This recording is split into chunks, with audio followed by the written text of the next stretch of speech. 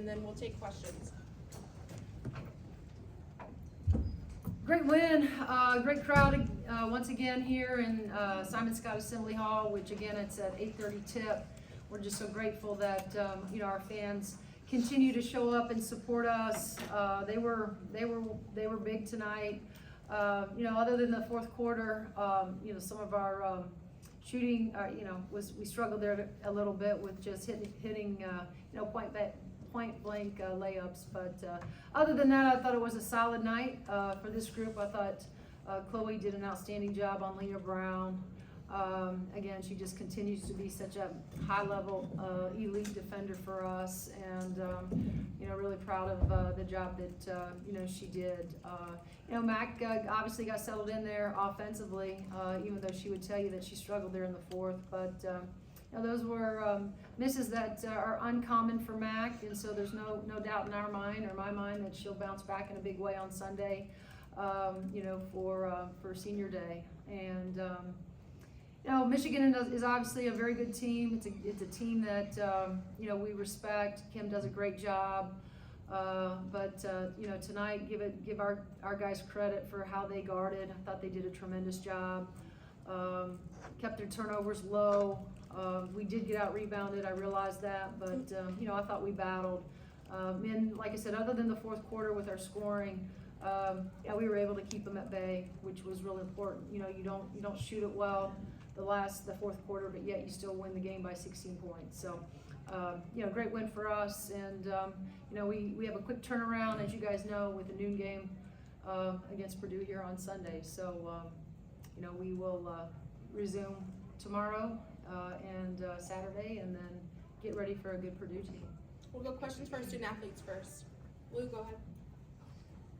For both guys, you've beaten 9 ranked teams this year. Nobody else in the country has done anything like that. Can you reflect on that a little bit? And are you having fun? Yeah, I mean, I hope it looks like we're having fun out there, because I definitely am. Obviously rankings are important in some aspects, but we go into every game with the same mindset, with the same game plan, because we know in the Big Ten, even if a team isn't ranked, that they can still be dangerous and come in, and we're going to get every team in the Big Ten's best. So we try to take every game, just as serious, because we know how dangerous teams in the Big Ten are. Seth. Chloe, Mackenzie's obviously having a very good season. What, from your perspective, has allowed her to kind of take her game to another level this season? I would say she's been great, handling traps, handling double teams coming at her, She's kind of got a good balance, which makes her great. She can obviously score the ball, but she can dish it out too and recognize, where help is coming and when it's coming. Kevin. Chloe, throughout the entire season, Coach Moren has said how you've just improved overall, especially defensively. But I kind of wanted to ask you, from your perspective, where have you seen your game grow, and just kind of what has been able for your defensive game to just improve throughout the whole year? I think my growth has came from a mental standpoint, just being confident in myself. Since I've gotten here, my teammates, the coaching staff, they believe in me, and I think it's about time that I just believe in myself. Doing a story on you tomorrow, Chloe. So Mackenzie, I'll ask you this: is Chloe more of a vocal leader, a silent leader? How does she lead your offense in her increased minutes this season? I think Chloe's the type of person. She's not one of the people that are constantly talking, but when she has something to say, everyone listens, because we know it's going to be something important. I think last year she really started to lead. Just from when we need to pick things up, she'll let us know, and everyone respects her and knows that when Chloe's saying something, we gotta listen and follow suit. Chloe, all year you've been asked to defend the other team's best perimeter player. Just what's your mindset with that? How do you mentally prepare to do that night after night? Just night after night, I just tell myself I can do this and just take pride in my own one-on-one defense. Todd. Mackenzie, right now, what's the emphasis of practice? And the reason I ask that is because normally in a season, the ups and downs of the season kind of dictate the emphasis of practices. Between the lines, it's been up. So what has been the emphasis of practice? How do you guys maintain your up through practice? I think it's just, every drill that we do, there's a purpose for it, and taking those drills seriously and repping them every day, whether it's working on ball screen defense, the team's opposing actions, working on passing out of double team, extra passing, playing fast, whatever it is that we're asked to do, we know we have to take it seriously. But as far as practice goes, I think the emphasis is just staying focused and staying locked in for the whole time, so we can get better and we can get ready for the next game. Rose, question to the back row to your right. Yeah, question for both of you. Last time you two played, it was 90-something to 80-something, pretty high-scoring game. This time, the two top defenses in the Big Ten, it was a 50-something to 60-something game. What do you think were the biggest differences between this game in terms of game plan and execution? Mac, do you want to go ahead? Yeah. I think, last game was a little bit, faster paced. We had a lot of shots that didn't fall in that fourth quarter. I think we would have definitely scored more points if I had a couple layups that fell. I think some others as well. So we knew we had to lock in on defense, and I thought we did a lot better job of that, guarding their actions, guarding one-on-one, getting stops, getting rebounds. So I think it was just the flow of the game was a little bit different. Well, Mac, 5 blocks tonight. You moved into second all-time in the program's history. How have you seen your defensive abilities grow through your time at Indiana, both as a shot blocker and just impactfully? Yeah, I think that's something that I really tried to get better at is my defense. It's always, it's not something that comes super natural for me, but if I can be a rim protector for the team and help the team in that aspect, then that's something that I really want to try to do. all right, thanks, ladies. Good job, you guys. Thanks. All right, raise your hand for questions for Coach Moore. Seth, right here. Thank you. Teri, it's clear what makes this team different from past teams in terms of on the court, the outside shooting and the defensive toughness that you've mentioned, but maybe more intangibly, I guess intangibly in terms of leadership and what we don't see. What makes this team different than the past? I mean, because you had veterans in the past, veteran teams. What makes this veteran team different from those teams? It's a great question. Again, I've talked about it, just the maturity level. When you have a leader like, Grace Berger, who really sets the tone for us. I mean, she does. And there's a seriousness about Grace that I think resonates in practice, in that locker room. I also think that there's a fondness that they all have for her. And, I think that they want to see her, and trust me when I tell you, we have a lot of basketball ahead of us, but I think they want to see her finish, this the right way. Todd, go ahead.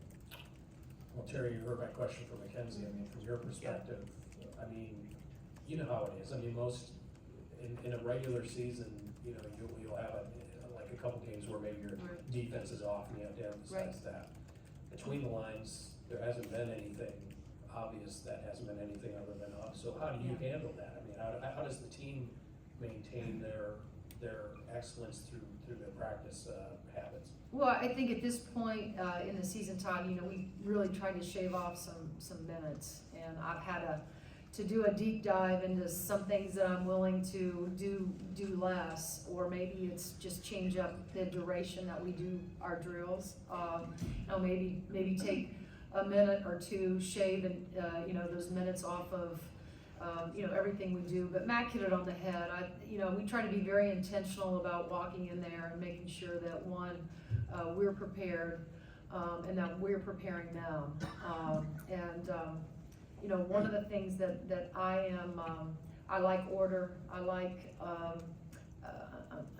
detail, and so we're very specific going into practice exactly what our intentions are, but what our goals are.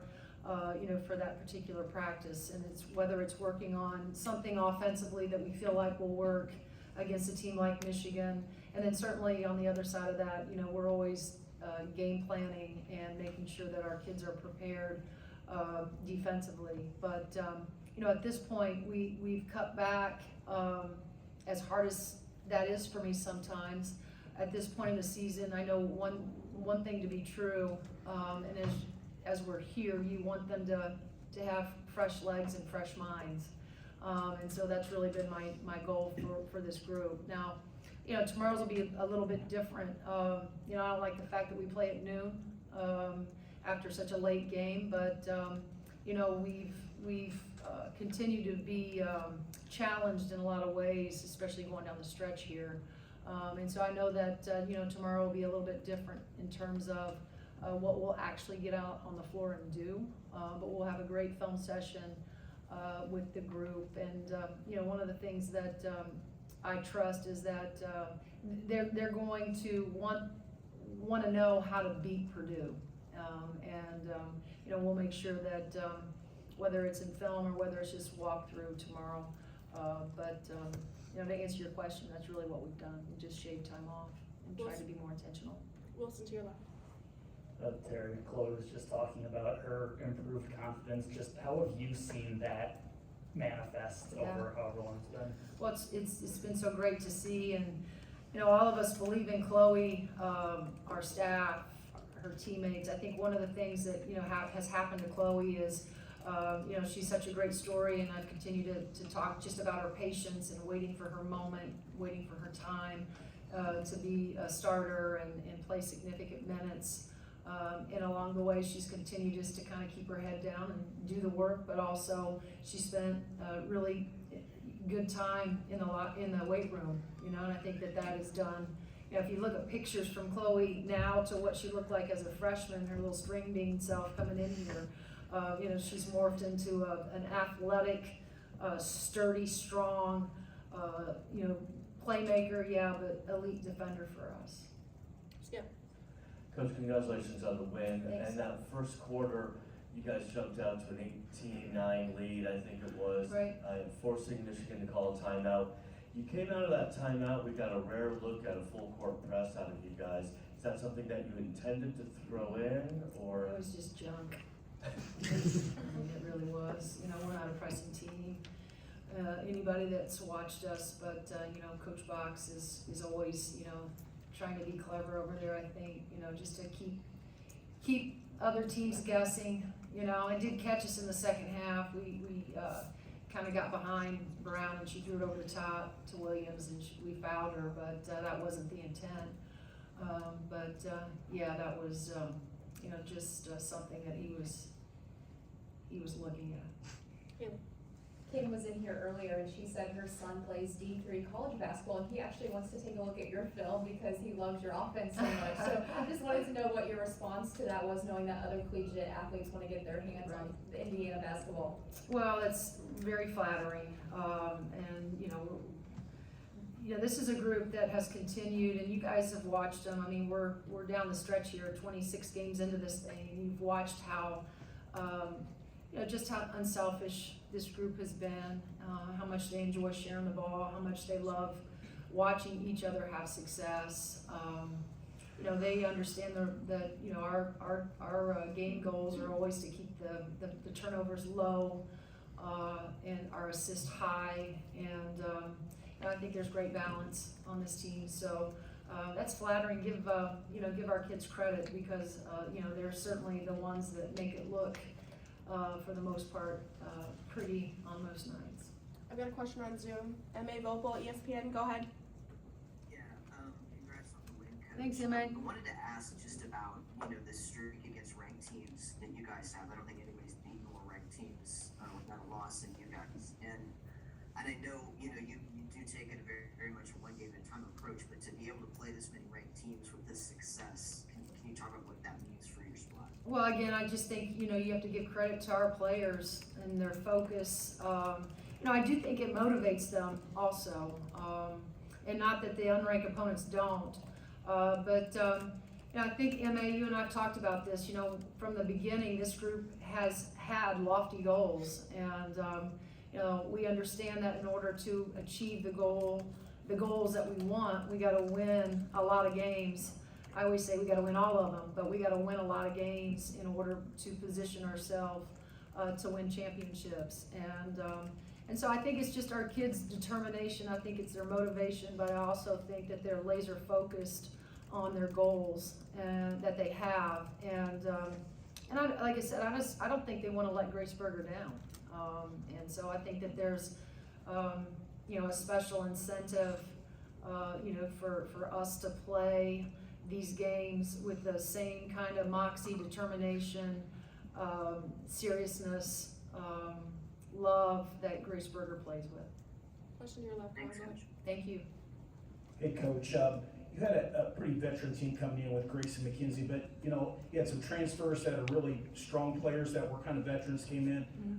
What's it like to see those girls accept them, you know, with their role and come in and play a big part of this? Well, I'm never surprised when you know, new young women decide to come in here and be a part of our family, because we only well, at least we try really hard to recruit the best kind of kids, and you know, a lot of them, most of them, all of them, you know, have a great set of parents as well. You know, that's sort of been, you know, how this thing has morphed into what it's become, because we have great human beings in our program, and I'm never surprised by how they welcome, you know, their new teammates and or recruits and or parents of recruits, just how they handle themselves, because they're just really good kids. You know, there's just no other way to, you know, explain it. You guys have been around them, you know, these two, but you know, they're all those 13 kids in that locker room, you know, are from good parents, and they're good people. Question in the back row to your right, Coach. I'm sorry to ask a more somber question, but you know, there was that moment of silence before the game, in honor of MSU and the tragedy that happened there, and I was just wondering if you had any thoughts you wanted to share. I mean, it's obviously very sad. You know, I reached out to Susie, just to you know, let her know that obviously we were thinking of her and her staff, her players, and certainly the university. I mean, it's, you know, just senseless, and I can only imagine. And she's, you know, the calls that she has to, you know, take from parents of her players, you know, wondering if their kids are okay, and so. You know, just like Michigan, all of us, you know, we're one big, even though we're competitive, but at the end of the day, we're all a family here in the Big Ten, and you know, our prayers and our hearts go out to that entire university, and you know, the only thing we can do right now is make sure we're trying to wrap our arms around each other here a little bit tighter, you know, as we move forward. Seth. Well, it's kind of hard to go back to basketball after talking about that, but I mean, We'll try. Yeah, you know, I mean, big picture now, you have a chance to clinch a share of the Big Ten title at home on Sunday against Right. Purdue. Just, you know, the program's first ever sellout. What does Right. it mean to what does that moment, that opportunity mean to Right. you? Well, the sellout's really cool. You know, we've gotten close, but we've been about 4,000 shy, right, of getting this place completely packed. So, you know, I'm as eager to see this as our players are. I know. You know, I talk about the quick turnaround, but one of the things that I do know is that Hoosier Nation will show up in a big kind of way for us. But you know, it's always special. Senior night is a special day for, you know, especially Graceburger, and Alyssa Geary will be a part of that as well. And it's always bittersweet, you know. So, but here's what I do know about Graceburger. You know, there's no softness in Graceburger, and so she will. If there's any moment that she'll have, it'll be, you know, after the game. You know, but I don't even know if we'll see that, because she knows that we gotta turn around and go to Iowa the next week. But you know, I think we're excited to see you know, Hoosier Nation show up for a women's game here in Simon Scott Assembly Hall, what we believe is the best venue in college athletics to support us. All right, thanks, Coach. Yep, thank you guys.